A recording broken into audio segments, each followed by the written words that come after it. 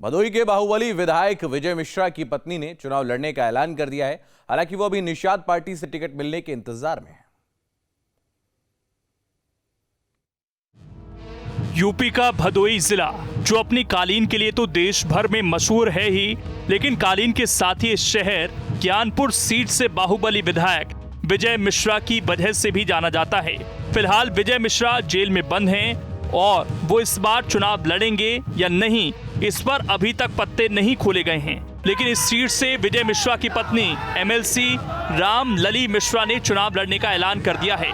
साथ ही उन्होंने ये भी कह दिया है कि अगर निषाद पार्टी टिकट देगी तो चुनाव लड़ूंगी, नहीं तो विजय मिश्रा निर्दलीय चुनाव लड़ेंगे। पार्टी निषाद देगा तो निषाद से लड़ेंगे, नहीं निर्दल लड़ेंगे। पार्टी निषाद देगा तो निषाद से लड़ेंगे, नहीं निर्दल लड़ेंगे। निषाद पार्टी ने रामलली मिश्रा को टिकट देने का ऐलान नहीं किया है, लेकिन उन्होंने अपने समर्थकों के साथ मिलकर प्रचार की शुरुआत कर दी है। हालांकि नामांकन की आखिरी तारीख करीब आ रही है। बीजेपी ने अभी तक इस सीट से प्रत्याशी का ऐलान नहीं किया है। ऐसे में इस सीट की लड़ाई दिलचस्प दिख रही है। विजय मिश्रा लगातार 4 बार से विधायक हैं। 3 बार एसपी के टिकट पर विधायक बने। 2017 में निषाद पार्टी से चुनाव जीते। आगरा जेल में बंद हैं विजय मिश्रा। वो जेल में बंद हो या कहीं वो तो कोर्ट करेगा ना भैया, जनता देखे कोर्ट देखे, और कोई का तो हिस्सेदारी है नहीं उसमें। ज्ञानपुर सीट से एसपी और बीएसपी ने अपने प्रत्याशी उतार दिए हैं। यूपी में बीजेपी और निषाद पार्टी का गठबंधन है। ऐसे में माना जा रहा है कि निषाद पार्टी विजय मिश्रा की पत्नी को टिकट दे सकती है। हालांकि इसमें कुछ सोमवार को दूसरे चरण के लिए 9 जिलों की 55 सीटों पर मतदान होना है और इसके लिए चुनाव आयोग ने पूरी तैयारी कर ली है। मतदान कराने के लिए पोलिंग पार्टियां भी रवाना हो गई। यूपी विधानसभा चुनाव के दूसरे चरण के रण के लिए सोमवार को मतदान होना है। इसके लिए चुनाव आयोग ने अपनी तैयारियां पुख्ता कर ली है। मतदान के लिए पोलिंग पार्टियां रवाना हो चुकी है, क्योंकि दूसरे चरण के रण में पश्चिमी यूपी के 9 जिलों की 55 सीटों पर मतदान होना है।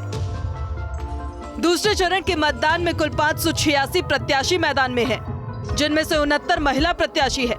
इसके अलावा इन 9 जिलों में लगभग 2 करोड़ मतदाता अपने मताधिकार का प्रयोग करेंगे। इनमें से लगभग 1 करोड़ पुरुष है तो लगभग 94 लाख महिला मतदाता है। चुनाव आयोग ने मतदान के लिए 23,404 पोलिंग बूथ बनाए हैं, तो वहीं 12,544 पोलिंग स्टेशन बनाए हैं। भारत निर्वाचन आयोग द्वारा निष्पक्ष, सुरक्षित एवं शांतिपूर्ण चुनाव हेतु व्यापक इंतजाम एवं सुरक्षा व्यवस्था सुनिश्चित की गई है। मतदाताओं की सुविधा हेतु वोटर गाइड का भी वितरण किया गया है। वोटर गाइड में कोविड-19 से संबंधित क्या करें क्या ना करें, डूज एंड डोंट्स का भी स्पष्ट उल्लेख किया गया है।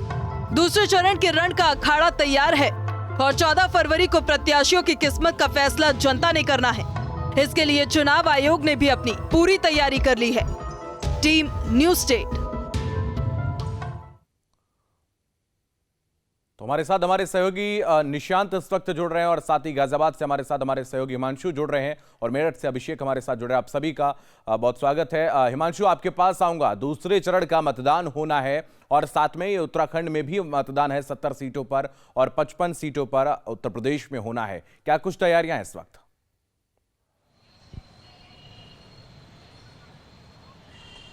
देखिए, इस समय मुरादाबाद के अंदर हूँ जहाँ पर कल वोटिंग होनी है और मुरादाबाद सेकंड फेज के अंदर मतदान हो रहा है। 9 जिलों की तकरीबन 55 विधानसभा सीटों पर ये मतदान है। ये कहा जाता है कि मुरादाबाद मंडल जो है वो समाजवादी पार्टी का गढ़ है। उसकी वजह है 2017 विधानसभा चुनाव के अंदर अगर मुरादाबाद मंडल की बात करें तो 27 विधानसभा सीटों में से 13 सीटों पर सपा जीती थी, जबकि 14 सीट पर बीजेपी। और इस बार भी जो फाइट है वो सीधे तौर पर समाजवादी पार्टी और बीजेपी के बीच है। अब बात अगर मुरादाबाद की कर लें तो मुरादाबाद के अंदर 6 विधानसभा सीटें आती हैं, जिनमें 4 पर सपा का परचम लहराया हुआ है, जबकि 2 सीटें बीजेपी के खाते में हैं। हमारे जो लोकल सहयोगी यहाँ पर हैं इमरान, उनसे भी बात कर लेते हैं। यहाँ का जो समीकरण है, कहा जाता है मुस्लिम बाहुल्य पूरा जिला है और ऐसे में सीधी फाइट जो है वो सपा और बीजेपी के बीच में है। इस बार कितनी सीटें जाएंगी, क्या समीकरण है, एक बार बात कर लेते हैं। क्या लग रहा है इस बार जो कल वोटिंग होगी उसको ध्यान में रखकर, क्योंकि 24,19,000 मतदाता हैं जो कल वोट डालेंगे, इस बार किसका पलड़ा भारी? देखिए, मुरादाबाद जिले की बात करें तो 67 प्रत्याशी मैदान में हैं और यहाँ पे मुरादाबाद को समाजवादी पार्टी का गढ़ माना जाता है और वर्तमान में भी मुरादाबाद की 4 सीटों पर समाजवादी के विधायक हैं और 2 सीटों पर भाजपा। और इस बार भी देखा यही जा रहा है कि मुरादाबाद की 6 सीटों पर आमने सामने की जो लड़ाई है वो समाजवादी और भाजपा के बीच में है। लेकिन देखने वाली बात यह है कि कुंदर की विधानसभा 29 पर जो 3 बार के समाजवादी पार्टी के विधायक थे हाजी रिजवान, उनका समाजवादी पार्टी द्वारा टिकट काट दिया गया। तो वहीं मुरादाबाद 2 सिटिंग एमएलए के टिकट काटे गए समाजवादी पार्टी द्वारा। आपको ये भी बता दूं, अगर हम वोटिंग परसेंटेज की बात करें तो 55% मुस्लिम आबादी मुरादाबाद के अंदर है, जबकि 45% हिंदू। और ये कहा जाता है कि मुरादाबाद के अंदर जब भी चुनाव होता है वो बतौर हिंदू बनाम मुस्लिम होता है। ऐसे में सीधी फाइट। अभिषेक हमारे साथ इस वक्त जुड़े। अभिषेक, आपके पास आऊंगा। इस वक्त अगर हम देखें तो दूसरे चरण के लिए वोटिंग होनी है, तैयारियां पूरी हो गई हैं। हाँ, देखिए मैं बता दूं, अमरोहा में इस समय, और जिस तरीके से हिमांशु अभी बता रहे थे, एक चीज़ दर्शकों के लिए ये जानकारी मैं दे दूं, अमरोहा की जो 4 विधानसभा सीट हैं, सपा और आरएलडी का जो गठबंधन है, सपा आरएलडी के गठबंधन की ये लास्ट सीमा है। यानी कि आरएलडी का जो असर दिखाई देगा वो यूपी चुनाव की ये जो दूसरे चरण की सीट हैं इसमें यहीं तक दिखाई देना है। इसके बगल में बिजनौर है, बिजनौर में भी जितनी विधानसभा सीटें वहाँ पे दिखाई देगा। यहाँ 4 विधानसभा सीटें, मंडी, धनौरा, और सबसे इम्पॉर्टेंट जो जानी जा रही थी अभी वो नौगांव सादत थी, क्योंकि पूर्व cricketer, test cricketer Chetan Chauhan यहाँ से जीते थे, कोरोना में डेथ हुई, उनकी पत्नी उपचुनाव जीती, टिकट कट गया इस बार। लेकिन अब अगर बड़ा चेहरा यहाँ से कोई है तो समाजवादी पार्टी के महबूब अली, जो पिछले 4 बार से विधायक हैं, अमरोहा से लड़ रहे हैं, 5वीं बार मैदान में दबंग नेता माने जाते हैं।